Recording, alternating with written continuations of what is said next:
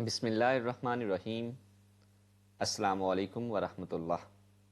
معزز ناظرین، اطلس الاسلام کے پلیٹ فارم پر آپ کو خوش آمدید کہتے ہیں، اور ہمیشہ کی طرح اس بار بھی آپ کے لیے کچھ نیا لائے ہیں۔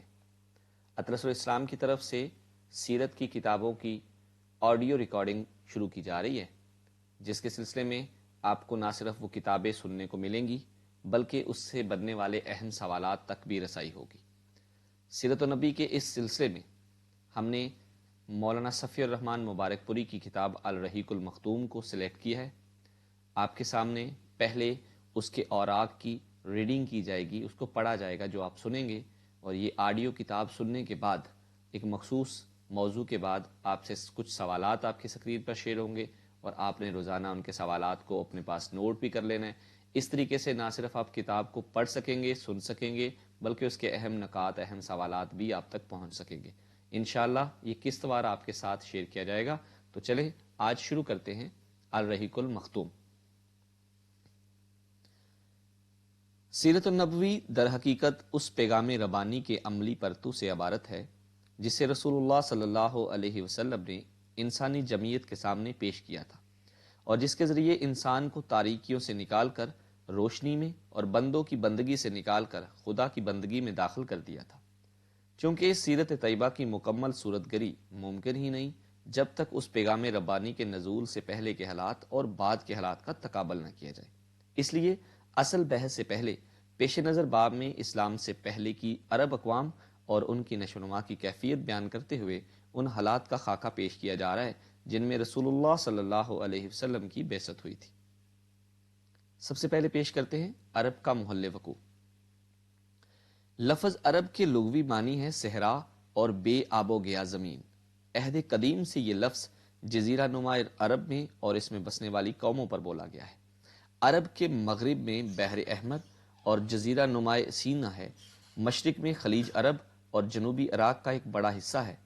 جنوب میں بحیرہ عرب ہے جو در حقیقت بحر ہند کا پھیلاؤ ہے۔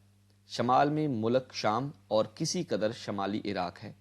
ان میں سے بعض سرحدوں کے متعلق اختلاف بھی ہے۔ کل رقبے کا اندازہ 10 لاکھ سے 13 لاکھ مربع میل تک کیا گیا ہے۔ جزیرہ نما عرب طبعی اور جغرافیائی حیثیت سے بہت اہمیت رکھتا ہے۔ اندرونی طور پر یہ ہر چہار جانب سے صحرا اور ریگستان سے گھرا ہوا ہے، جس کی بدولت یہ ایک ایسا قلعہ بن گیا ہے کہ بیرونی قوموں کے لیے اس پر قبضہ کرنا اور اپنا اثر و نفوذ پھیلانا سخت مشکل ہے۔ یہی وجہ ہے کہ قلب جزیرۃ العرب کے باشندے عہد قدیم سے اپنے جملہ معاملات میں مکمل طور پر آزاد اور خود مختار نظر آتے ہیں، حالانکہ یہ ایسی دو عظیم قوتوں اور طاقتوں کے ہمسایہ تھے کہ اگر یہ ٹھوس قدرتی رکاوٹ نہ ہوتی تو ان کے حملے روک لینا کم از کم باشندگان عرب کی بس کی بات نہیں تھی۔ بیرونی طور پر جزیرہ نما عرب پرانی دنیا کے تمام معلوم براعظموں کے بیچوں بیچ واقع ہے، اور خشکی اور سمندر دونوں راستوں سے ان کے ساتھ جڑا ہوا ہے۔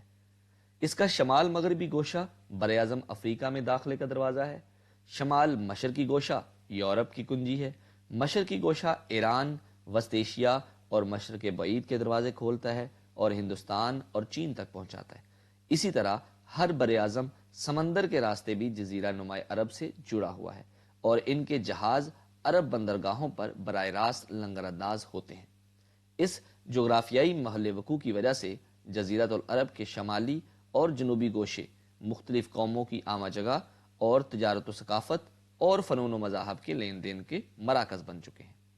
مورخین نے نسلی اعتبار سے عرب اقوام کی 3 قسمیں قرار دی ہیں۔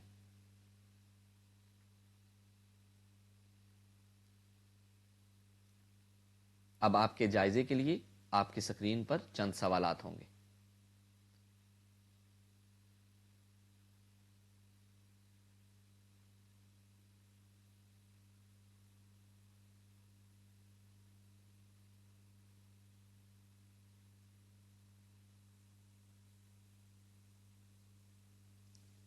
ان سوالات کے جوابات آپ کامنٹ باکس میں بھی لکھ سکتے ہیں اور ہمارے گروپس کے اندر بھی شیئر کر سکتے ہیں۔ جزاکم اللہ۔ السلام علیکم۔